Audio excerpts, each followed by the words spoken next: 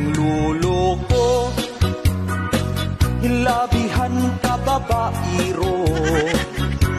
Ang iyang gusto, nag-edad og 18. Sigurado nga akong lulo maganahan. Kung iyang makitaan, ang bugdo kaayog dughan. Uy, apo ko, imong tingog ayaw kusga.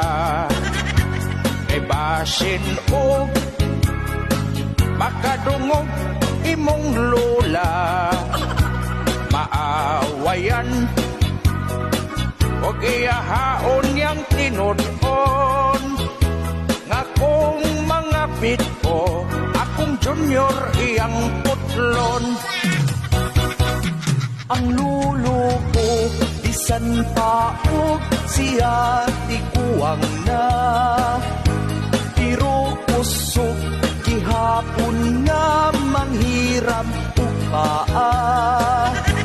Daghang dalaga, mga byuda, sa akong lulo naglagot. Kay manguot ug mangumot siya lubot.